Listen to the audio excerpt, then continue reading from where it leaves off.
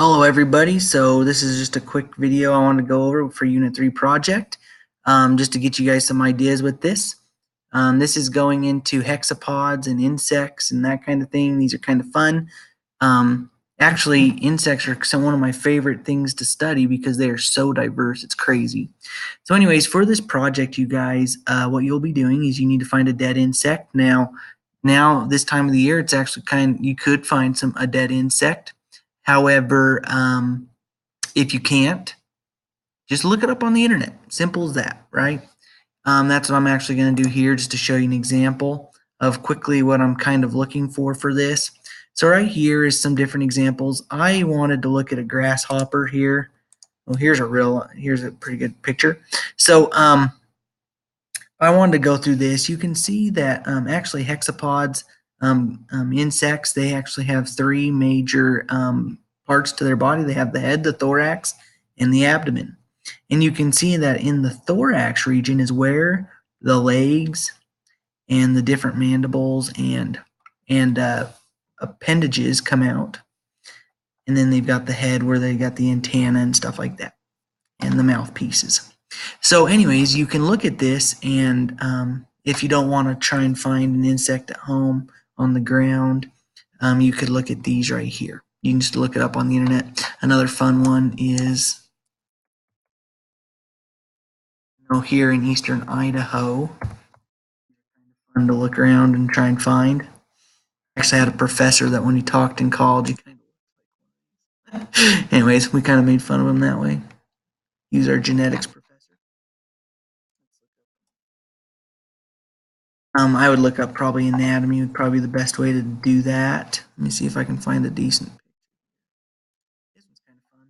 Anyways, when you look at this, you guys, you can see that they've got also their different appendages and body segments. However, praying mantis are kind of unique.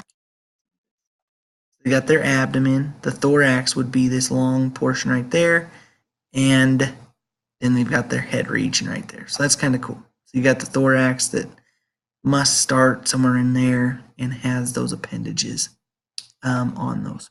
Okay, so when you can see here, you'd have to write a short description of each segment and what you see. So you can see that the abdomen in this example is kind of segmented like that. Then you have the thorax that has the appendages coming out, and then the head region. That's kind of unique there. So anyways, you could do a quick description to show me what you're seeing right there. This is the first part of this lab. The second part of this lab actually goes about spongin. Let me go to this and I can just quickly show you what this one kind of looks like here. So it says, what are the properties of spongin and how do household sponges use such properties? Okay, let me go to that one. So it's in lesson 14 here. Let's go to modules.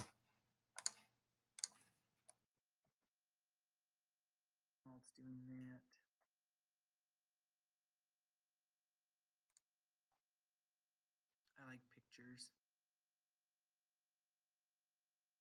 Trying to find a decent one I'm kind of looking for though.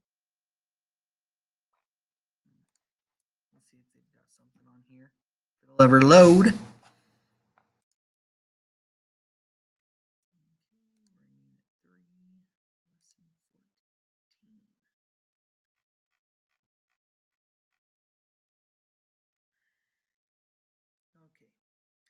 So here we could probably go in here and try and get some information there. That's what I would recommend doing. Let's do it. Let's go to sponges.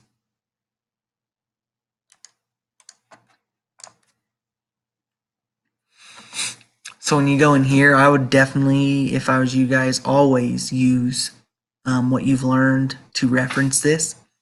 But here, it'll go into sponges. Yes, let's enable it. Allow. Yeah.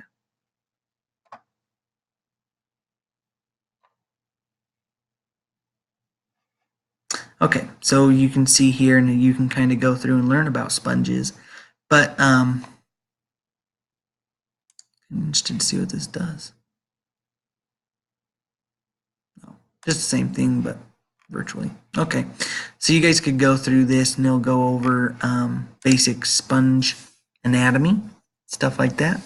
However, you're going to see that some sponges are not soft, right? They do have, some of them might have a very hard calcium outer layer, yet it's still a sponge. So this is actually an example of this, where they have spinnacles that are really hard.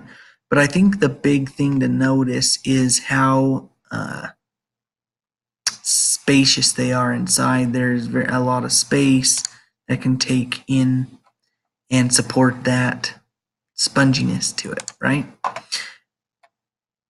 So you like right here, spongins, they have a lot of them. They have a exoskeleton, fibrous, spinnacles, gemmules, and that make them actually quite hard. They're not squishy. So if you were to go to the lab,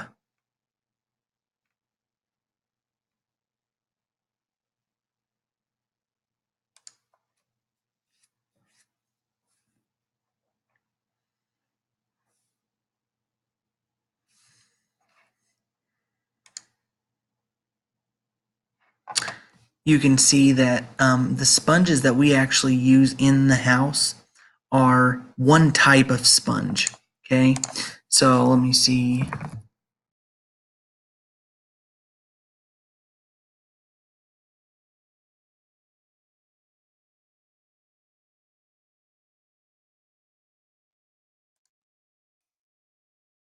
A live one. See what kind of. See if that's not alive.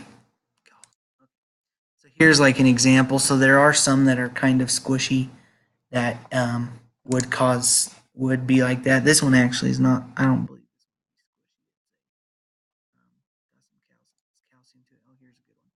These are some other examples of natural sea sponges that just kind of filter feed and can suck in and hold and absorb all that nutrients and water that they need. Okay, so when you're looking at this, again, the question was, what are the properties of spongin? So I kind of went over that. Spongin actually has multiple different types of properties. Some of them are, they have spinnacles and different things that are actually quite hard. And then how do household sponges use such properties? So household sponges don't share all of those properties, but there are some important properties that they do share, such as just being spacious and allowing that air and water to filter in and kind of be absorbed and be held in that location. So, you guys, this one's fairly simple. So I think you guys have got this. But if you have any questions, please email me and let me know. Okay? All right.